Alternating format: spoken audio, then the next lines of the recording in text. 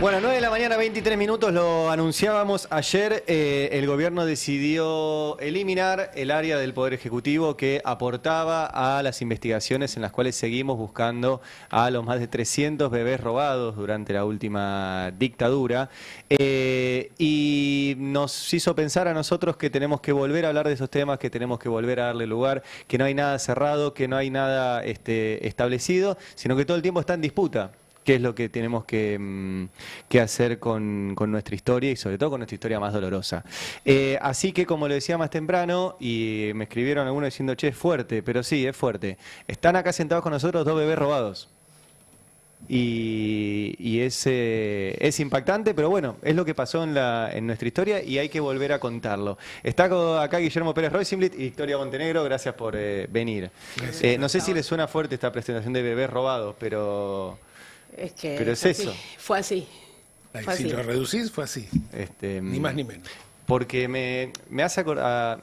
Debe haber mucha gente que no conoce esta historia y que no conoce las historias de ustedes. Y yo sé que hay material ya donde ya lo contaron, pero bueno, quería ver primero que si se presentan brevemente con su historia, cada uno. ¿Cómo fue su historia? ¿Qué les pasó? Sí, ¿querés que arranque yo, Guille? Primero Gracias. Bueno, soy Victoria, soy una de las nietas recuperadas por las abuelas, soy hija de dos militantes, Roque Montenegro e Hilda Torres. Mis papás eran de la provincia de Salta y también, bueno, como consecuencia de la persecución, vienen a Buenos Aires y yo nací acá en la ciudad de Buenos Aires el 31 de enero del 76. A las semanas de mi nacimiento hay un operativo a cargo de un coronel del ejército, el coronel Hermann Tetzlaff. Y bueno, a partir de ese momento mis papás, Toti con 20 años, Chicha con 18 y yo con un par de semanas, pasamos a estar desaparecidos. Aparezco en el año 2000, a los 25 años, como María Sol Tetzlaff Duartes, como hija de ese coronel del ejército. Y durante 25 años de mi vida me habían dicho que era hija biológica de Tetzlaff, pero además realmente me habían enseñado que no existían las personas desaparecidas. Entonces, para mí, absolutamente todo era un gran invento de las madres, de las abuelas, y de lo que estaba del otro lado de nuestras vidas, digamos. Yo tardé 7 años en poder decir mi nombre, desde que me encuentran las abuelas. ¿Del 2000 al 2007? Al 2007. Yo ya tenía un documento con mi nombre, digamos, con Victoria, con el otro número, con mi verdadero número de documento, pero yo seguía presentándome como María Sol, seguía firmando como Tetzlaff Duartes y tardé 7 años en poder entrar a un lugar y decir hola, soy Victoria, digamos, como lo más normal en la vida de una persona. A mí me llevó 7 años, como poder depurar todo el odio con el que me habían criado y realmente poder aceptar mi historia. Y fue gracias a las abuelas, por supuesto. Viniendo hoy, ahora vamos a tu historia, ¿cómo se puede, a través de lo que te informan y de lo que no te informan, crearte un mundo que no era real? Sí, bueno, el odio tiene una capacidad enorme. Digo, el odio, yo crecí criada por alguien que para mí era mi papá y en un cuadro del ejército argentino. Digo, una persona que efectivamente sabía la responsabilidad que habían confiado en él, en la formación, con respecto a mi supuesta desviación, ¿no? La necesidad de poder tomar esa genética y reencauzarla para un proyecto de país distinto. Que había participado en el secuestro de tus padres. En el de mis padres y en el de otro. Digamos, yo crecí junto a otro bebé apropiado, que se lo entregó a la señora que trabajaba en casa. Crecimos como hermanos, como primos en realidad. Y después de que yo aparezco en el año 2000, César tiene dudas sobre su identidad, se acerca a Abuelas de Plaza de Mayo y se descubre que tampoco era César Castillo, sino que es Horacio Pietragala Corti, ¿no? Claro. Sí, él participó obviamente en mi apropiación y entendemos que también estuvo en el operativo en el cual se asesina a la mamá de Horacito y después se lo entrega a Lina, la señora que me crió. Digo, participó en muchos operativos, pero también hay una, digamos, lamentablemente de vuelta estamos teniendo que volver a explicar cuestiones que deberían ser ya una causa de todos, como lo fue hasta no hace mucho tiempo, ¿no? Pero por ahí hay gente que no lo sabe. Sí, claramente, sí. Y que si vos le contás, mirá, hubo un señor que era un coronel del ejército que asesinó a 2 personas y le robó a su bebé y se lo quedó como botín de guerra, como esa película que yo ayer recomendaba de vuelta, que cuenta un poco esta historia, por ahí tomaría distinto lo que hace el gobierno. o el gobierno por ahí no lo podría hacer. Pero bueno, perdón, presentate vos ahora, así todos los que están escuchando te conocen. Guillermo Pérez Roisenblit. Mi nombre es Guillermo Rodolfo Fernando Pérez Roisenblit. Soy hijo de José Manuel Pérez Rojo y de Patricia Julia Roisenblit. Ambos están desaparecidos desde el 6 de octubre de 1978. En ese momento tenían 25 años de edad cada uno. Ese día, el 6 de octubre de 1978, somos secuestrados. Mi papá de su comercio en Martínez, mi mamá y yo dentro de su vientre, desde nuestra casa de acá de Cava. Y somos llevados a un centro clandestino de detención que se descubre recién cuando las abuelas a mí me encuentran, que es en el año 2000. Ese centro clandestino de detención, que formaba parte de la Fuerza Aérea, que era el centro operativo, el punto neurálgico, el epicentro represivo de la Fuerza Aérea en la zona oeste, se llama Regional de Inteligencia Buenos Aires, con las siglas RIVA. Somos llevados hasta ahí durante aproximadamente un mes. Mi papá es sometido a una salvaje tortura, mi mamá supongo que también, y ¿Embarazada? Embarazada, sí, cursando el 8º mes de embarazo mío, ¿no? Y cuando se acerca el momento de nacimiento, somos trasladados hasta la ESMA, hasta la Escuela de Mecánica de la Armada. Nazco el 15 de noviembre de 1978 en el sótano de la ESMA. El parto de mi mamá es asistido por Mañaco, quien se conoce como el partero de la ESMA, que atendió más de una decena de nacimientos clandestinos, más de una decena de casos de nietos que encontraron las abuelas, ¿no? Y que está juzgado por delitos de lesa humanidad y todo. Y a partir de ahí, según lo que yo calculo, según los testimonios de sobrevivientes de ese centro clandestino de detención, habré estado 3 días junto con mi mamá y a partir de ahí soy apropiado por un agente de inteligencia de la Fuerza Aérea que prestaba servicio justamente en la Riva, bajo las órdenes de otro genocida que hoy está también en Ezeiza, que es Vázquez Sarmiento. Vázquez Sarmiento era el superior. Fue uno de los que se juntó con los diputados. Exactamente.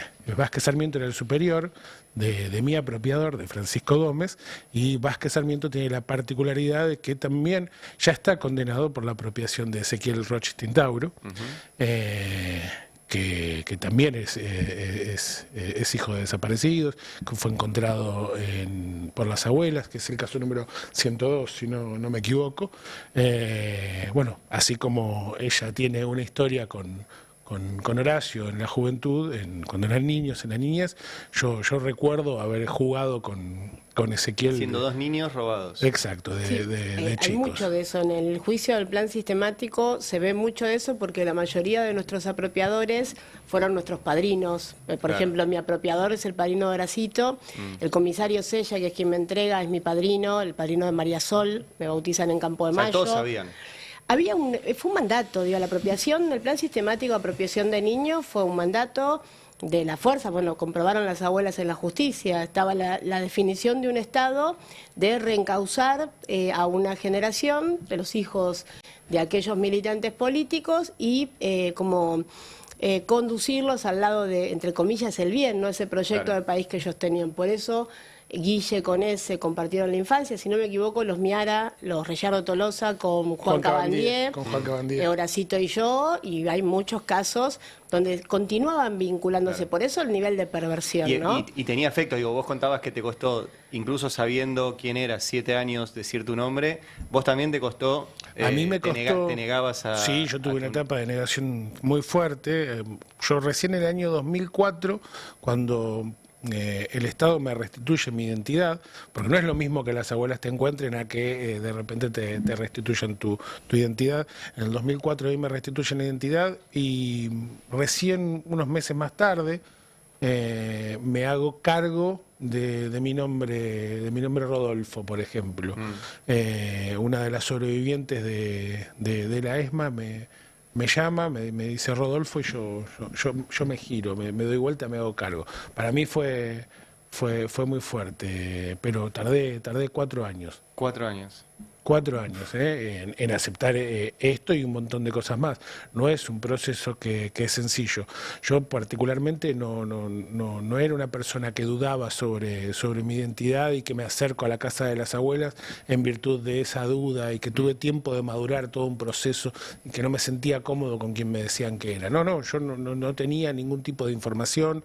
De hecho, yo hago la escuela secundaria dentro de la primera brigada aérea de Palomar, así que imagínate, era muy difícil que mis profesores, que eran todos oficiales o suboficiales de la Fuerza Aérea, me contaban qué era lo que había hecho la misma fuerza entre el 76 y el 83. Así que yo no ¿A tenía... te encontraron las abuelas? A mí me encuentran las abuelas después además de 21 años de búsqueda, me encuentran gracias a 2 llamadas telefónicas anónimas a la casa de las abuelas, donde aportan datos diciendo quién tenía un hijo apropiado, un bebé apropiado, cómo era el nombre que tenía yo en ese momento, dónde trabajaba, una breve historia de lo que sabían. En virtud de eso es que a mí me encuentran las... ¿Y cómo fue tu primer día en abuelas?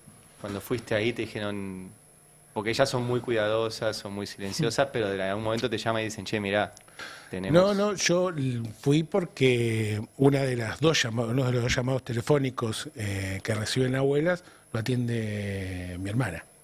Está bien que mi hermana militaba y trabajaba en abuelas y estaba buscándome desde que tiene 8 años.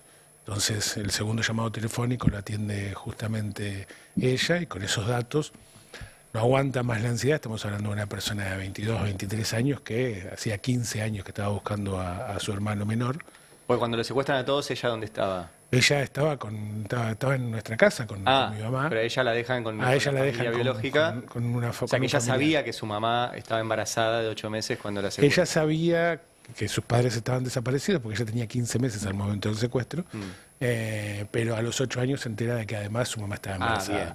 Y de ahí te empieza a buscar. Y ella atiende el llamado. Ella atiende el segundo llamado.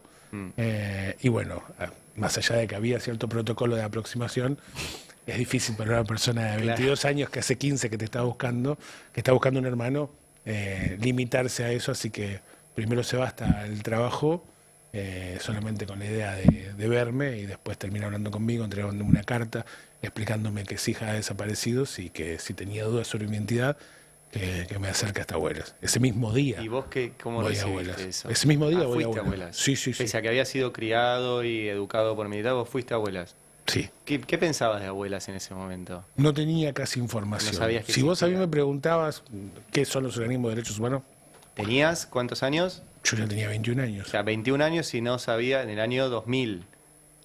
Ya muchos años de democracia y no Sí, sabías qué era abuelas.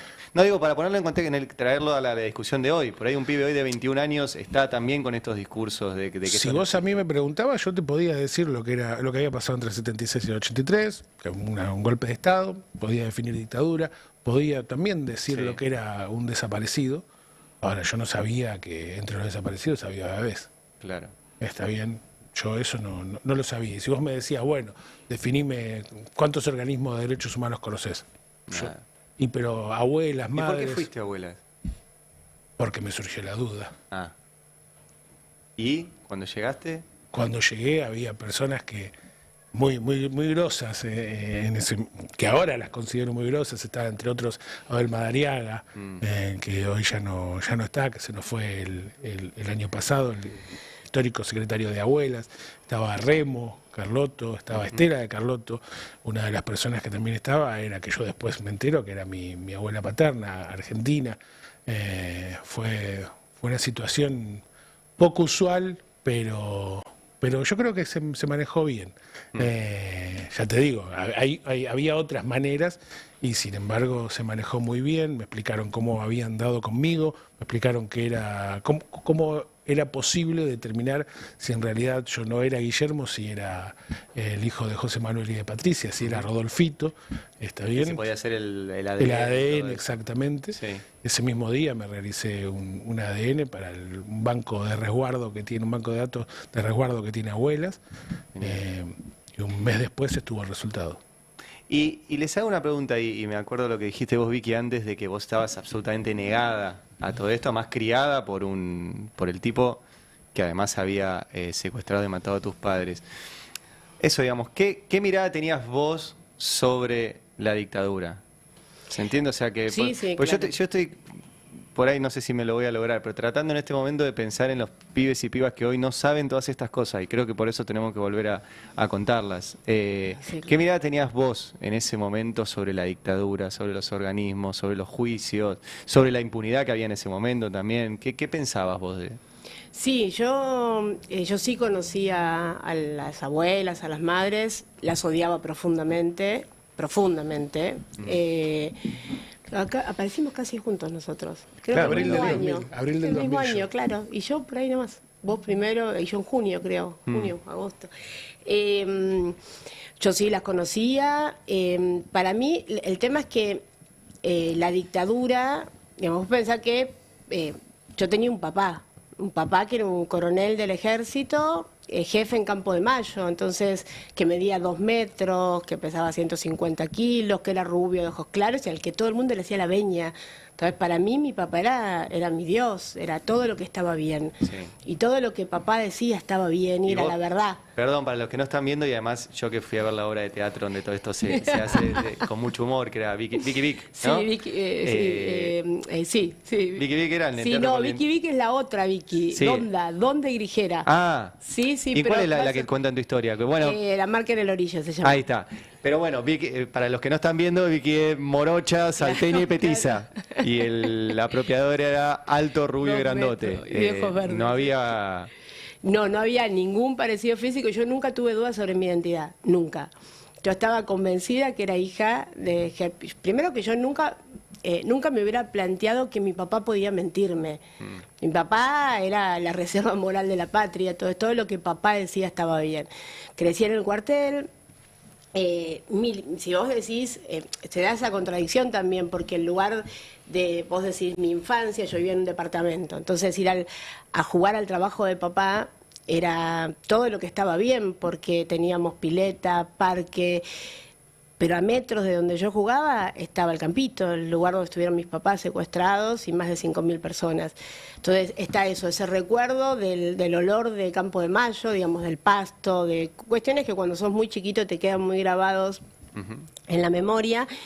Y después, cuando llega la verdad, todo eso se ve de otra manera. Pero igual vos no dejás de sentir que viviste esa vida. Vos jugaste en ese parque y vos le dijiste papá y mamá a 2 personas que además te fueron formando con determinados, entre comillas, si querés, valores, y de repente, toda esa historia que te habían contado del bien y del mal, de nosotros los buenos, de papá contando cómo entraba a los operativos, entonces vos sos chiquita, te sientas al lado de él y hay un montón de subalternos escuchando al jefe que cuenta cómo ponían la antena para interceptar las llamadas, entonces vos vas construyendo como una película, papá llega, rompe la puerta y salva a la patria, ¿no? Para mí esa era la síntesis. Papá llega, rompe la puerta y salva a la patria. Cada vez papá era más grande, hasta que papá no es papá.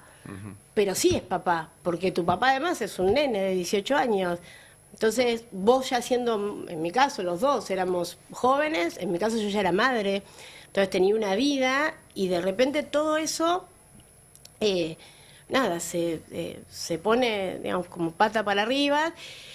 Y vos, por eso uno se van dando diferentes procesos. Yo tardé mucho porque realmente, primero que la verdad era tremendamente dolorosa y que además te da mucho miedo el otro lado. Claro. Porque vos este lado lo conocés, digamos, este lado, el del supuesto bien, de la moral, de los valores, de la familia. Todo eso vos lo conocés, lo habitaste y de repente te dicen que todo eso no es verdad y te mirás al espejo y te das cuenta claramente que no es verdad y que sos igual a todas tus tías, pero no te alcanza eso. Vos tenés que poder depurar todo el odio con el que te criaron y toda esa violencia que estaba totalmente naturalizada en tu vida y aceptar la verdad. Y a partir de ahí recién empezar a intentar reconstruirte. Y ahí las abuelas tienen un rol fundamental, digo, el trabajo que llevaron adelante con la CONADI, con el equipo de investigación, con el equipo de acompañamiento psicológico, de abuelas con la capacidad. Él cuenta cuando sus 2 abuelas eran parte de abuelas, la abuela Rosa, la vicepresidenta, abuelas, claro, y cómo lo recibieron, me imagino, a Guille. En mi caso, digamos, también la misma predisposición, pero yo las odiaba. Claro. Entonces era la Carlotto para mí, y mi nene, sobre todo Gonzi, el más grande, venía y me decía, mamá, está la vieja mala en la tele, que era cada vez que las veía, porque yo las veía y era... O sea, vos habías cumplido el objetivo, que era que vos a tus hijos también les habías cambiado Pero por supuesto. la... No les cambié. Crecieron, vos pensás, yo era María Sol claro. cuando nacieron. Entonces yo lo que hice fue trasladar lo que para mí eran Exacto. valores. Porque para mí eran valores. Y también hay que entender que en la Argentina en ese tiempo no había un proceso de justicia.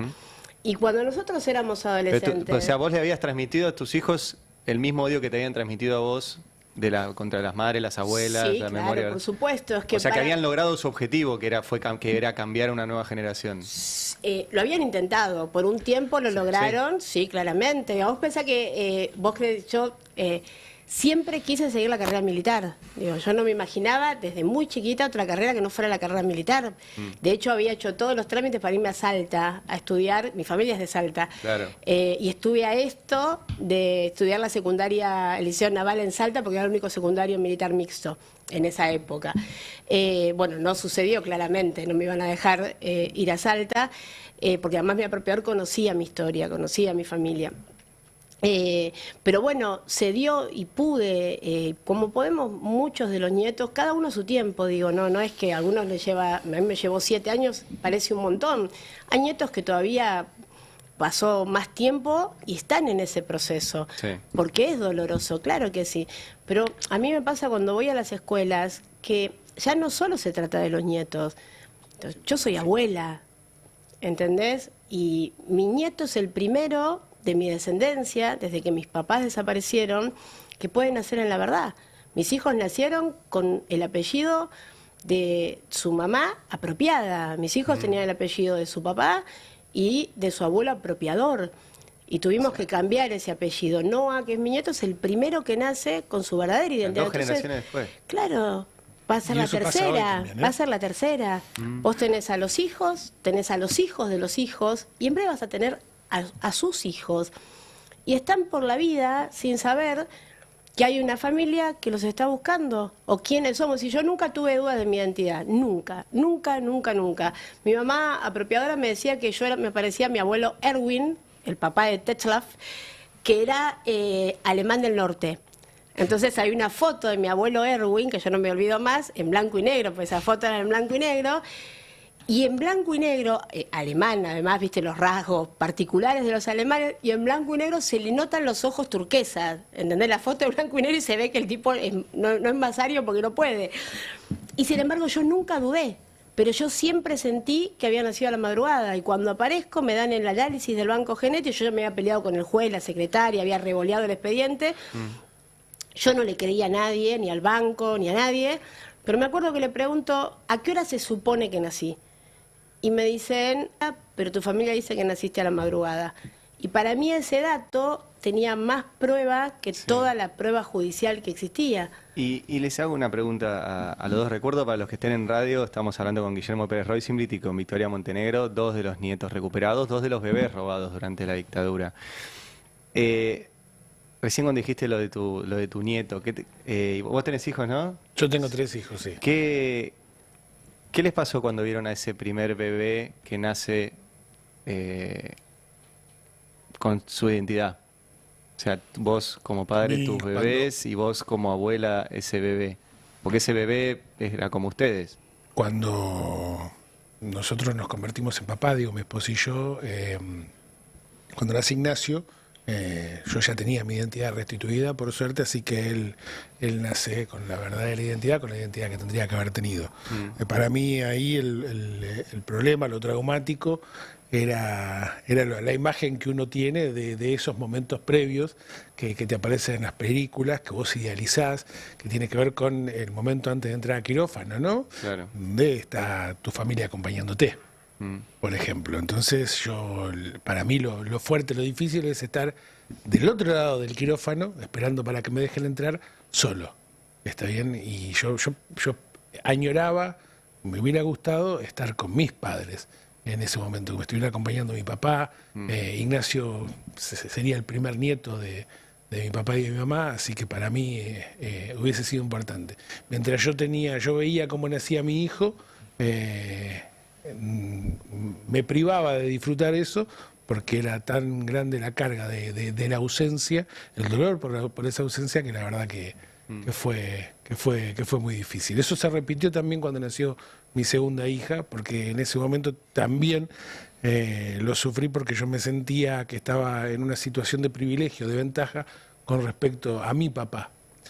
Porque, bueno, yo nazco en la ESMA solo con mi mamá.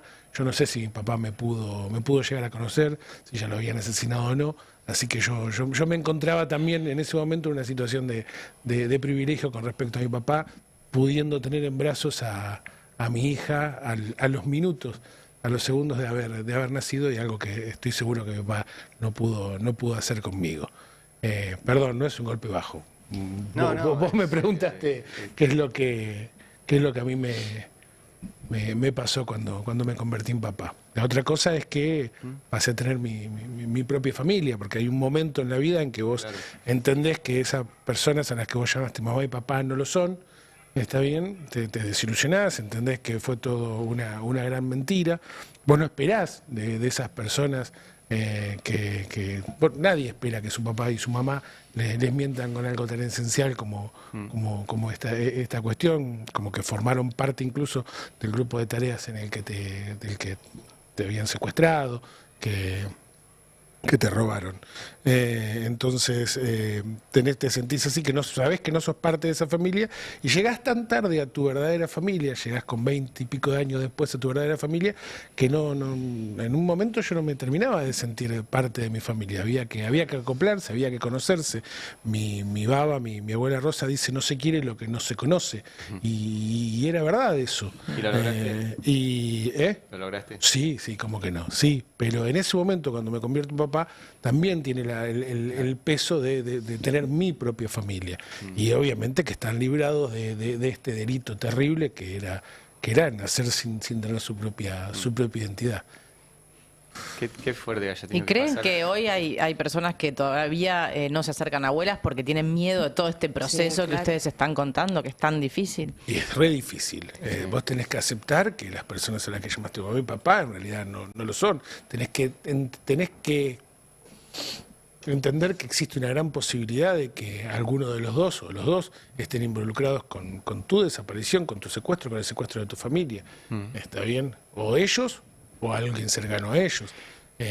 Y además está el tema de que empezás a sentir que todo lo que vos viviste no fue real, y después empezás a sufrir por todo lo que debiste haber vivido, está bien, y no pudiste vivir, toda la familia que te perdiste. Estamos hablando de 40 y pico de años, entonces te perdiste un montón de familias. Es muy posible que tus abuelas y tus abuelos no estén vivos. Es muy posible que te perdiste 40 y pico de años sin disfrutar de tus hermanos, de tus posibles sobrinos. Y además, para colmo, lo peor de todo es que le transmitiste, sin quererlo, el delito que cometieron con vos, se lo transmitiste posiblemente a tus hijos. Claro. Sí, Mariano, porque tenemos que...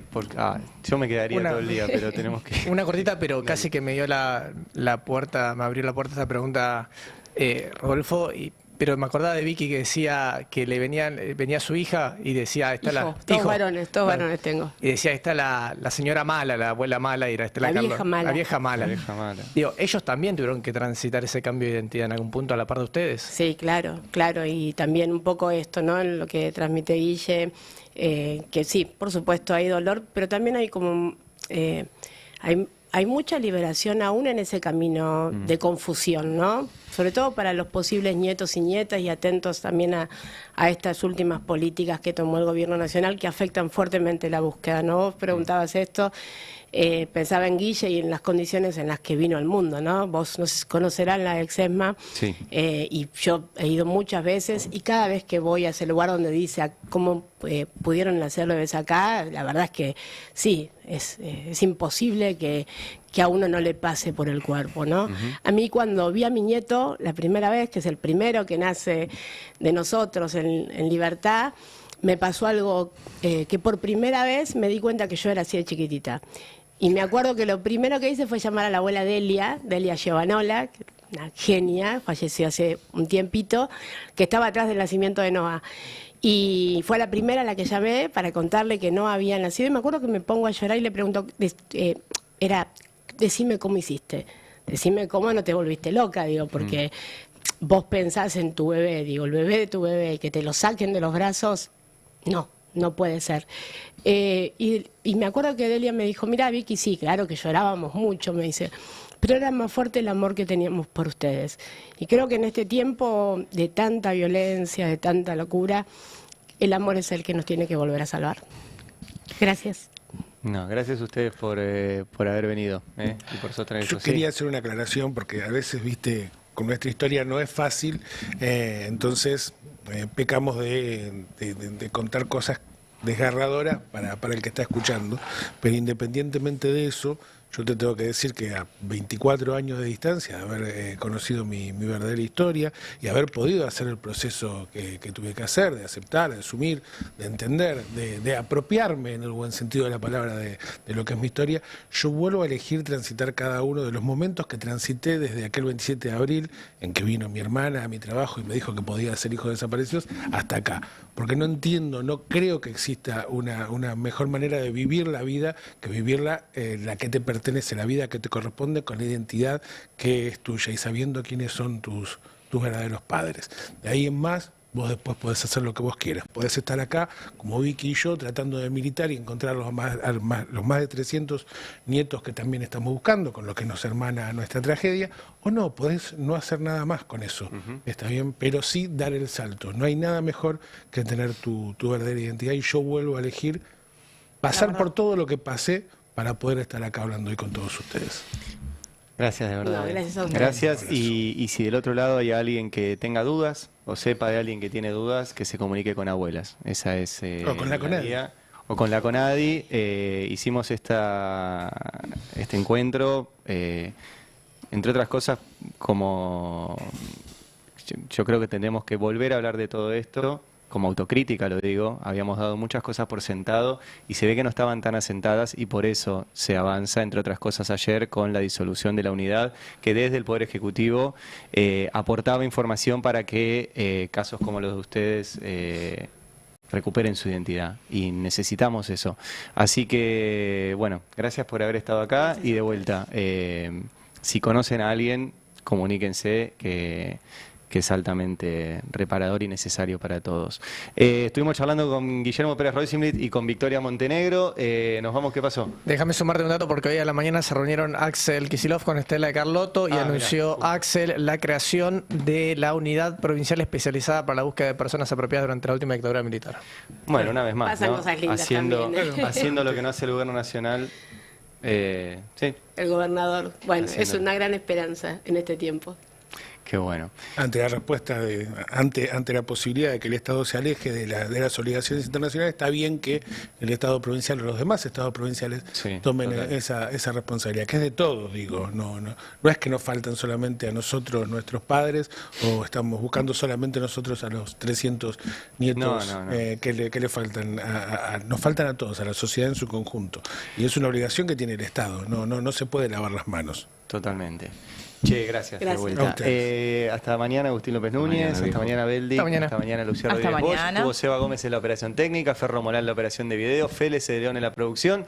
Emma Vaquera en nuestras redes. Y Charlie Suboski en la coordinación. Quédense, que ya se viene el pase con Roberto Navarro y todo el equipo. Y mañana, a las 7 de la mañana, habrá consecuencias. Ayer